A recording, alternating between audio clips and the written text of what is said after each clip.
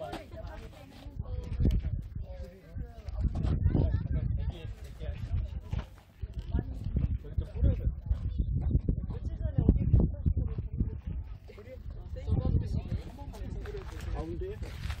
저기 선생님 설명하시는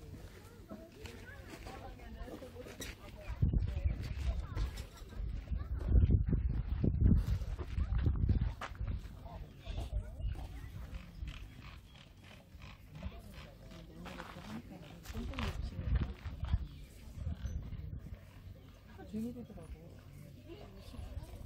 저기라 3명 가는데 중간에 그 사람들이 끝에까지 있어야 되는 옮길 때 오잖아. 지금 뒤에 그래가지고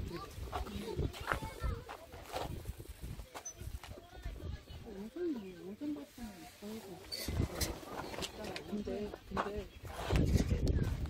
근데 2차 기단소가 만들어진 이 구간에서만 지금 저쪽에 보이시는 저렇게 많은 수량의 상비와류가 출토되었다는 점을 통해서 이제 설명드렸던 대로 먼저 금당지가 조성되기 이전에 자연지형과 대지조성층, 그 다음에 금당지를 만든 기초부의 모습을 볼 수가 있습니다. 금당지가 만들어지기 전 사역 조성 이전 생토층을 비롯한 성토 이전 퇴적층을 요 라인까지 요만큼 높이까지로 그냥 자연적인 사지점층과 다르게 안에 소토도 들어있고 점토도 들어있고 이렇게 인위적으로 땅을 이렇게 물렁물렁한 땅을 좀 더 단단하게 다지고 평평하게 만들기 위한 대지 조성 작업이 이루어지게 됩니다. 그리고 금당지의 기초부는 금당지로부터 한 2m 정도 떨어진 구간에서 크게 다시 한번 땅을 크게 되파고 금당의 건물 터의 기초를 만든 모습이 확인이 되는데 맨 아래에 해당하는 거대한 이제 할석을 거의 빼곡하게 쌓아 올리고 조금 위쪽은 할석과 사지점토를 번갈아서 쌓아 올리는 모습이 확인이 됩니다.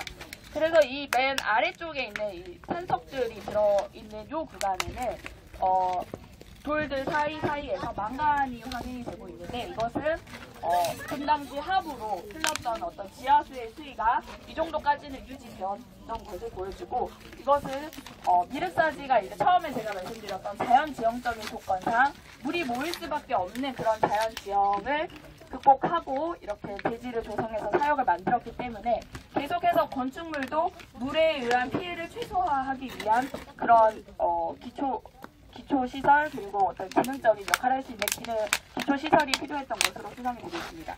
그래서 금당지의 기초부는 이렇게 큰 규모로 확인이 되었고요. 그 안쪽으로는 이제 기단이 확인이 되는데 그 기단층에 시설된 내부 시설은 안쪽으로 들어가서 확인을 하도록 이제 금당지 내부 안쪽에서 확인되는 1차 기단층입니다. 1차 기단층은 흑색 사지점토, 황색 사지점토, 그리고 적색 사지점토, 그 다음에 할석을 다시 쌓고 다시 사지점토 하면서 수평으로 켜켜이 할석과 사지점토를 쌓아 올린 모습입니다. 그리고 이제 가장 먼저 만들어진 기둥자리는 지금 보시는 이 구조물인데요.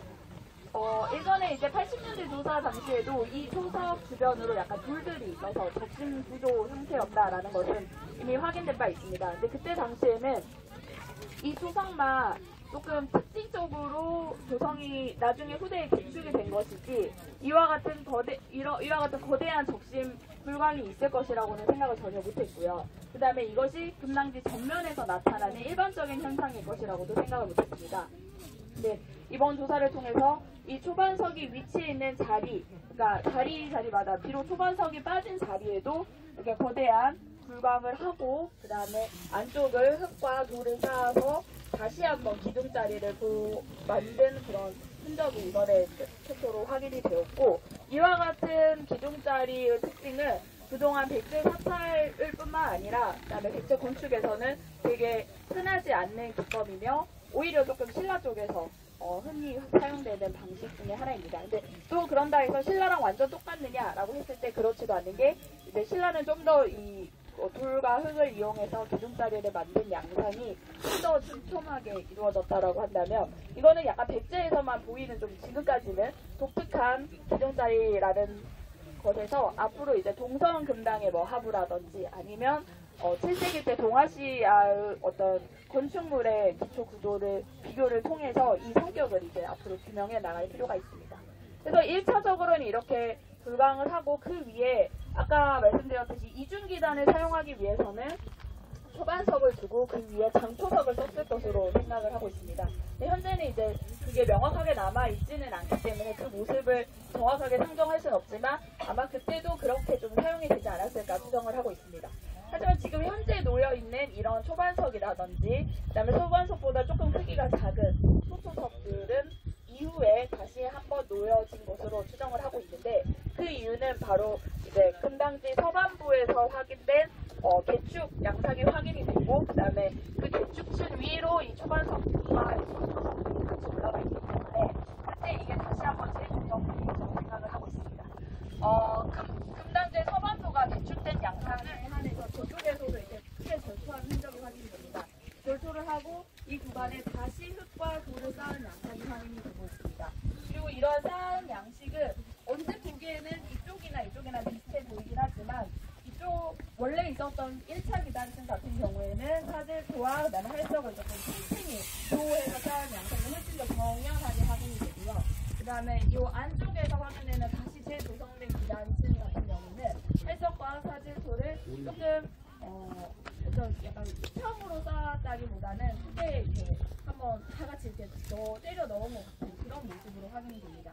그래서 일단 1차 기단층은 인위적으로 절포하고 기단을 구성했다라는 것이 첫 번째 특징으로 확인이 되며 지금 보시는 이 구간이 이제 가장 깊게 2차 기단층이 형성된 구간으로 보고 있는데 아까 보셨던 1차 기단층과 다르게 어떤 수평으로 켜켜이 다져져 있는 양상은 확인이 되지 않는 것을 보실 수가 있습니다. 그리고 이 초반석의 바깥쪽에도 크게 불강을 하고 그 기둥자리를 만들었던 흔적이 전부 다 사라진 것을 보실 수가 있는데 이것은 이쪽에 있는 기단을 다시 재조성하는 과정에서 원래는 이렇게 그 켜켜이 다진 층을 불강을 다시 되파기를 하고 기둥자리가 있었을 것인데 그것이 다 이 2차 기단을 조성하는 과정에서 사라졌다라고 지금 생각을 해볼 수가 있습니다. 그리고 나서 이제 다시 얹혀진 이 초반석이라든지 소초석은 기단부가 개축이 된 다음에 놓여진 것으로 추정이 되고 있기 때문에 이 금당지의 평면 구조는 크게 두 단계로 나누어서 저희가 생각을 해보고 있습니다. 또한 특기할 만한 점으로 1차 기단토가 잘 남아있는 구간에서는 유물이 단 한 점도 딱 한 점 빼고는 확인되지 않았습니다. 근데 이 2차 기단토가 형성된 구간에서는 아까 저쪽에 보셨던 굉장히 많은 수량의 평기화들이 이 바닥에서부터 이 내부토에 같이 혼입이 되어서 확인이 되고 있어서 저기에서 확인된 기화류 중에서 가장 늦은 시기, 유물을 통해서 추정할 수 있는 시기가 아마 이 기단부가 개축됐던 시점으로 생각을 해보실 수 있을 것 같습니다. 아까도 말씀드렸지만 이제 금당지의 서반부가 왜 개축되었느냐에 대해서는 현재로서 명확하게 알 수는 없습니다. 하지만 삼국사기 기록에도 이제 금당지에 벼락이 쳐서 나중에는 이제 다 서탑이 무너지게 된 그런 이유로 설명을 하고 있는데 벼락이 치는 어떤 자연 재해라든지 그 다음에 이쪽에 이제 자연 지형상 물이 모일 수밖에 없기 때문에 외부로 흐르는 물은 없었을 수 있지만 지하로 흐르는 물에 의해서 집안이 좀 불안정해져서 어떤 대규모의 공사가 필요했던 그런 상황이 있었을 수도 있고 아니면 부분적인 화재가 있었을 수도 있고 또 백제가 비록 멸망하면서 이제 미륵사의 명색이 예전 같지는 않았겠지만 통일신라 시대 이후에도 미륵사의 사역은 점점점 넓어진 것으로 확인이 되고 있기 때문에 그때 이제 전반적인 재보수 과정에서 그때 금당의 서반부가 재개축되었을 가능성도 충분하다고 생각을 하고 있습니다. 근데 아직까지는 정확한 요인을 확인할 수 없기 때문에 저희가 석재 분석, 토양 분석, 그 다음에 이러한 개축이 이루어진 어떤 시점을 추정하기 위한 연대 측정 등 여러 가지 과학적인 분석을 통해서 이와 관련한 근거를 확보해 나가고 있는 중입니다. 조사하면서 도란이라고 저희는 칭하는데 저희가 흙의 성격을 보고 구조물을 어떻게 축소했는지 변화했는지를 파악한다고 말씀을 드렸잖아요. 이 구간만큼은 나중에 약간 흔적이 흐트러져서 우리가 확인할 수 없는 구간이다라고 표시되는 내용이라고 보시면 되고 그다음에 지금 보시는 금당지가 잘 정비가 되어 있잖아요. 이 과정에서 여기 보시면 이거는 예전에 있던 그냥 석재를 그대로 활용하고 있고 여기 보면 신석 소재를 같이 내서 금당의 전체적인 모습을